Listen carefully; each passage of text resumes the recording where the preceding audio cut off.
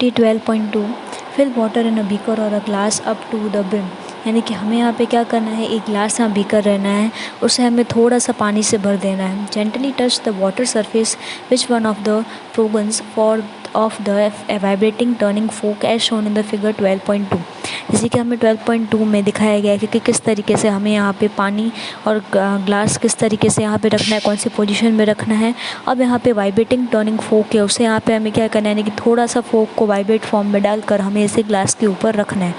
Dip the prong of the vibrating turning fork in water as shown in the figure 12.3। यानी कि 12.3 में आगे हमें दिखाया गया है कि किस तरीके से हमें वाइब्रेटिंग फोक है वो हमें पानी के अंदर डालनी है।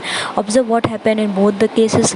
दोनों केसेस में हमें क्या ऑब्जर्व करने को मिला, अगर हमने वाइब्रेटिंग पोर्शन में फोक को ग्लास के ऊपर रखा है या वाइब्रेटिंग पोर्शन में हम फोक को पानी के ग्लास के अंदर डाल रहे हैं, ठीक है, तो कौन सा हमें यहाँ पे बदलाव है वो देखने को मिलता है, वो हमें यहाँ पे बताना है। Discuss with your friends why this happen. हमें अपने फ्रेंड्स के साथ डिस्कस करना है कि ऐसा क्यों हुआ। 12.2 one of the prongs of vibrating tuning fork touching the water surface. अब ये थोड़ा सा वाटर सरफेस को भी टच कर रहा है, ये हमें यहाँ पे दिखाया गया है। और आगे 12.3 फिगर देखते हैं। 12.3 यहाँ पे हम देख सकते हैं both the prong of the vibrating tuning fork dipped in water. यानी कि अब हमने इसे क्या करा, पानी के अंदर डाला। आप देख सकते हो कौन से कैसे हमें पोजीशन में पानी के अंदर इसे डालना है। From the above activity what do you conclude. यानी कि इससे हमें क्या अंदाज़ा मिल सकता है। Can you produce sound without a vibrating object. यानी कि हमने तो इसे वाइब्रेटिंग फॉर्म में डाला है अंदर, अगर हम वाइब्रेट नहीं करते हैं तो हम इसे उसकी मदद के बिना भी हम ये आवाज़ जो है वो प्रोड्यूस कर सकते हैं। In the above activity we have produce sound by striking the tuning fork. यानी कि हमने जो एक्टिविटी की है उसमें पहले हमने फोक को क्या किया है, वाइब्रेटिंग फॉर्म में ढिलाया है, फिर हमने उसको पानी में या ग्लास के ऊपर डाला है। We can also produce sound by plucking. यानी कि प्लकिंग, स्ट्रेचिंग, रबिंग, ब्लोइंग और शेकिंग डिफरेंट ऑब्जेक्टिव। यानी कि हम यहाँ पे सिर्फ वाइब्रेशन प्रोसेस से नहीं, यानी कि थोड़ा सा उसे टच करके या थोड़ा सा खींच कर या रब कर या फिर उसे शेक कर डिफरेंट ऑब्जेक्ट के साथ हम इस तरीके से भी साउंड को प्रोड्यूस कर सकते हैं। As per the above activity what do we do to the object. यानी कि हमें जो एक्टिविटी बताई गई है उसमें हमने ऑब्जेक्ट के साथ क्या किया है।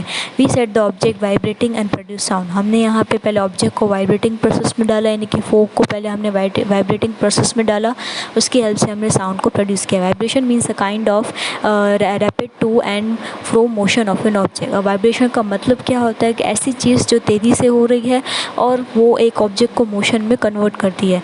The sound of the human voice is produce due to vibration in the vocal chords.